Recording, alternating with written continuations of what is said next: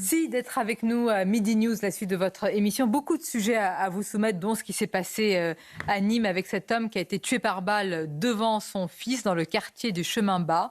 Nous allons en parler. Et puis également à Nantes, avec véritablement plus qu'une interrogation sur une décision autour de sans-papiers multirécidivistes qui ont été tout simplement remis en liberté. Symbole, là, s'il en est, d'un laxisme intolérable. Mais tout d'abord, le journal avec vous. Bonjour, cher Mickaël. Merci à vous, cher Mickaël. Et je salue Denis Jacob qui est avec nous. Bonjour, merci d'être là. Secrétaire général auprès d'Alternative Police et auprès de nos amis ici présents avec évidemment Elisabeth Lévy, Kevin Bossuet, Olivier D'Artigol, Philippe Bilger, notre journaliste politique Thomas Bonnet qui nous fait l'amitié d'être présent. Et je voulais avec vous, Denis Jacob, démarrer avec cette situation à Nîmes. C'est un homme âgé d'une quarantaine d'années qui a donc été tué par balle dans le quartier du Chemin Bas, dans la ville. Il était aux côtés de son véhicule. Son fils était dans cette voiture, âgé seulement de 8 ans.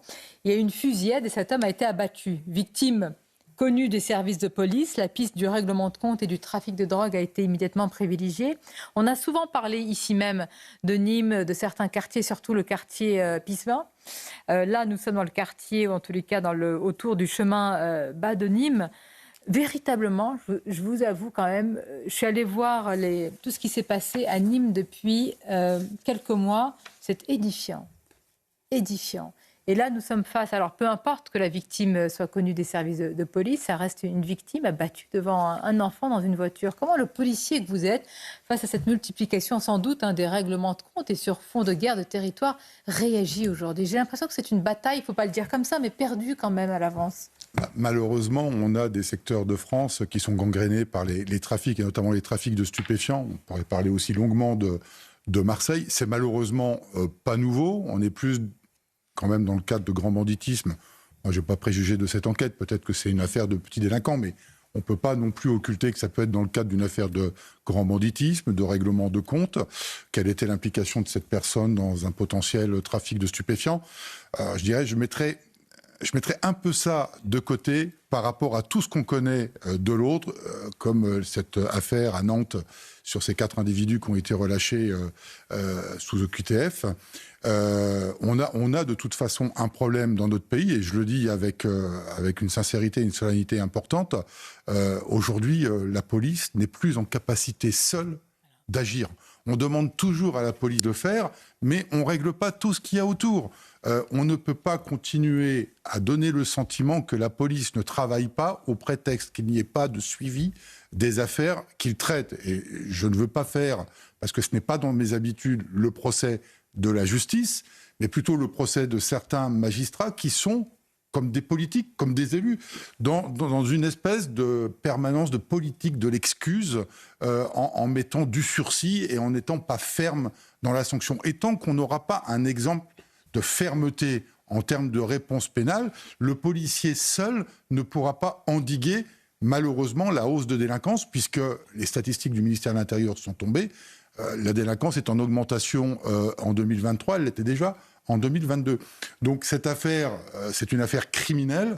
Je ne l'occulte pas dans le cadre du travail des policiers, mais il y a tout le reste, quoi. Et ce qui me pose plus problème, c'est plutôt tout le reste que des affaires criminelles auxquelles on sera de toute façon dans notre société éternellement confronté. Complètement. Denis Jacob, et puis on va élargir le débat. Je suis assez d'accord avec Philippe Bilger. Ce ne sera pas la première ni la dernière fois qu'on tombe d'accord, mais effectivement, il y a des... Je vais être un peu vulgaire, il y a des indécrottables de la voyoucratie. Point. On n'arrivera jamais à faire autre chose avec ces gens-là que de les mettre en prison. Mais ça reste quand même pas la majorité. Et la majorité, pardon. Mais ceux à qui on a affaire, c'est des gens qui considèrent qu'ils peuvent s'en prendre impunément aux fonctionnaires de police, et où on a l'inversion de la charge, où ce sont les policiers qui doivent systématiquement se justifier d'une intervention, d'une action, d'une interpellation, et encore plus quand l'interpellation... C'est un débat majeur que vous avez. Attendez, soit on considère la prison comme, comme étant capable d'éviter la récidive, et plus personne n'y croit. Non. Plus personne n'y croit. Mais moi, je la considère comme elle met de côté des individus néfastes. Je n'y crois plus du tout à éviter. Mais je crois que mon droit à la sécurité prime sur... Voilà, vous avez le président de la République, dans son dernière intervention, qui a promis un choc d'autorité. Je crois qu'il y a un choc. Moi, j'ai compris un choc. On a tous ce choc. Moi, je veux bien. Les policiers sont les premiers à le demander. Mais aujourd'hui, le choc d'autorité, pour le moment, on ne le voit pas trop. Quand vous prenez l'affaire du médecin de Nice, qui a été grièvement blessé à 80 ans, et que l'individu, il est relaxé avec 6 mois avec sursis et une obligation de réparation, comment voulez-vous avoir un signal fort par rapport aux voyous quand ils savent que de toute façon, et nous c'est notre quotidien, Sonia, c'est-à-dire que quand on interpelle quelqu'un, on a à peine terminé notre procédure, j'exagère un peu, mais pas tant que ça, on a à peine terminé notre procédure que l'individu est dehors avec une convocation justice et il devra se rendre au tribunal dans 6 mois, dans 10 mois, dans 1 an. Et en attendant, il est dehors, même s'il est sous contrôle judiciaire, il est dehors, donc il fait ce qu'il veut. Et tant qu'on aura ce genre de démarche globale de la société et du pouvoir police-justice, on ne réglera rien. Donc la police, elle agit, mais si derrière, on n'a pas des mesures fortes d'autorité par une sanction ferme, et je ne dis pas qu'il faut mettre tout le monde en prison, mais à un moment donné, à force de voir des personnes relaxées, vous vouliez en parler, l'affaire de Nantes. Justement, on y vient. 4 individus en 15 jours interpellés 6 fois pour vol aggravé sous OQTF, ils sont remis en liberté. Alors, parlez tout d'abord.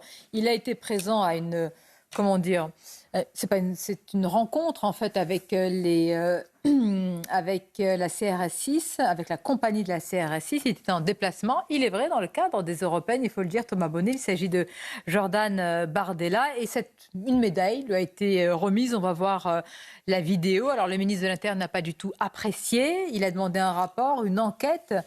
Moi, je ne sais pas si ces polémiques sont vraiment à la hauteur, mais comme c'est dans l'actualité, on va en parler, on va voir la vidéo. Expliquez-nous ce qui s'est passé, l'origine de tout cela. Alors, Jordan Bardella était à Menton, à proximité de la frontière italienne, pour un déplacement de campagne sur la thématique de l'immigration et pour présenter son nouveau colistier, l'ancien patron de Frontex. En marge de ce déplacement, il est allé donc voir les membres de la CRS 6 qui lui ont remis cette médaille.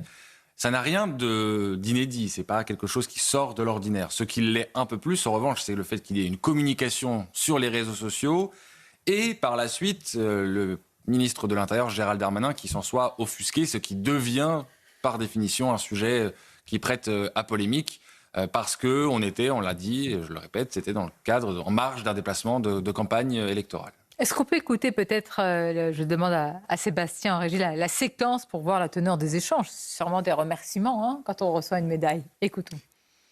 Merci beaucoup. C'est un honneur. Ah ouais, on va être jaloux. Vous l'avez ou pas? Non. Non, il faut bien que j'ai quelques avantages. Si on regarde moins ce qui est très près que ce qui est loin. Merci beaucoup. Bon, merci à vous. Bien, voir peut-être aussi la réaction sur les réseaux sociaux de Sandrine Rousseau. Voici ce qu'elle a écrit sur les réseaux sociaux X. Quand un policier remet une médaille à un élu RN, mesure-t-on bien toute la portée politique de ce geste en République? Vous voyez ? Comment le policier que vous êtes, Denis Jacob, réagit? Alors, moi, je ne vais pas rentrer dans la polémique politicienne, mais la réaction de Mme Rousseau ne m'étonne que peu par rapport à toutes les positions qu'elle a déjà eues par le passé, vis-à-vis des policiers, notamment dans le cadre de la lutte contre les violences intrafamiliales et les féminicides. Donc ça, je mets ça de côté. Moi, je suis quand même assez scandalisé de cette vidéo, parce qu'une fois de plus, c'est une vidéo qui, à mon avis, n'a pas été diffusée, qui a été diffusée sans le consentement des policiers. La remise de la médaille a été autorisée sous couvert du préfet. Donc, je veux dire, c'est habituel. Monsieur Bonnet le répétait à l'instant, quelle que soit la personnalité politique, parlementaire, qui va visiter des sites policiers notamment, il y a un accueil qui est fait. Bon, là, c'est une coutume que de donner en cadeau, entre guillemets, de bienvenue, cette médaille. Et moi, ce que je dénonce, c'est l'utilisation qui est faite de cette vidéo par quelqu'un du Rassemblement national, dans le cadre purement d'une démarche politique pour les européennes. Mais moi, ce qui m'inquiète et qui me fait mal encore plus, c'est de laisser à penser que les policiers, la police nationale, seraient d'extrême droite. Et ça me dérange fortement. Ça, je ne peux pas l'accepter. D'ailleurs, si c'était le cas, les élections professionnelles dans la police ne donneraient pas majoritairement un syndicat plutôt classé à gauche, mais des syndicats minoritaires d'extrême droite, ce serait plutôt eux qui devraient Et être puis vous n'avez majoritaires. pas à vous justifier Et sur c'est vos pas le cas. votes, Non, mais quand c'est même. bon de Oui, dire, oui. Sonia Mabrouk, Mais bon. parce que les téléspectateurs ne savent pas comment ça fonctionne dans la police et quelle est la Mais représentativité peut-être que tous ne pensent pas que le syndicale. RN est d'extrême droite, Donc, vous savez. c'est peut-être également, mais c'est bon de dire que les syndicats classés à l'extrême droite dans la police nationale sont ultra minoritaires. Donc c'est important de le dire. Et donc moi cette vidéo Vous avez me dérange raison. et je peux comprendre la combien- réaction de Gérald Quand même Darmanin. serait-il majoritaire? Je veux dire, on n'a pas à sonder le cœur et les reins. Si vous me dites que pour un responsable, cette médaille est tout... Enfin, c'est pas quelque chose de singulier Coutume. et Je suis bien d'exceptionnel. d'accord avec vous sur un point.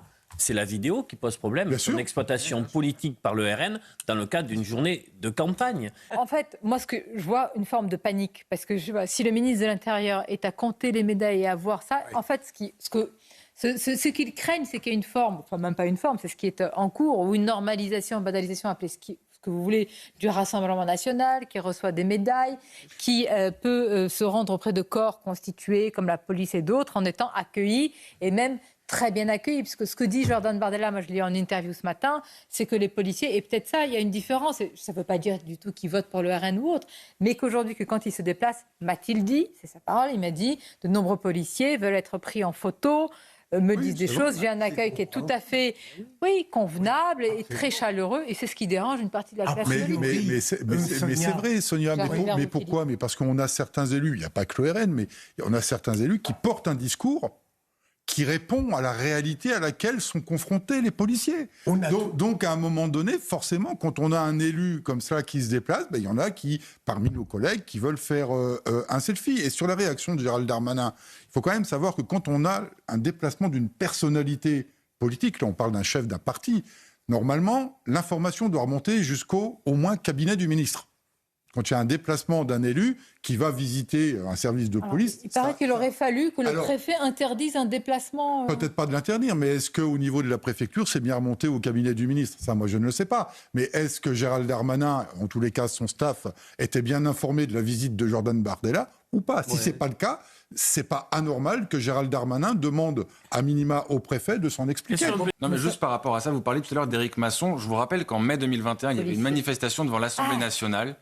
Tous les hommes et les femmes politiques avaient défilé pour prendre faire des images avec la police, sauf la France Insoumise. Qui avait qualifié les policiers de factieux. Oui, Et Gérald Darmanin avait été aussi à cette manifestation. oui, j'y étais aussi. Fabien Roussel. Tous les syndicats y étaient de toute façon. Oui, c'est là où il y a eu la phrase qui avait fait couler beaucoup d'encre, le problème de la police. C'est la justice. Ce à quoi je ne pas forcément. Voilà, vous n'étiez pas associé à ça. Mais oui, j'ai une pensée naturellement pour Éric Masson et pour sa famille, mais aussi une pensée aujourd'hui, puisque c'est une date anniversaire, ça fait aujourd'hui 11 ans que nos deux collègues Cyril Genest et Boris Veukel ont été tués par un chauffard. Je ne sais pas si vous vous souvenez de ces deux collègues policiers il y a 11 ans. Effectivement, il y a plus d'une dizaine d'années. Effectivement, de la BAC. Donc c'est la date anniversaire aujourd'hui et je voudrais également avoir une pensée pour ces deux collègues qui ont à leur été tués mémoire et pour leur par un famille. Et chauffard. vous faites bien de le rappeler, évidemment. Et nous serons évidemment à CNews très attentifs aux suites du procès du meurtrier présumé d'Éric Masson, policier, père de famille. Nous avions diffusé hier sa photo et c'est avec beaucoup d'émotion que vous en parlez. Je le sais, nous avons reçu ici même d'autres policiers qui en parlaient avec beaucoup de gravité dans la voix.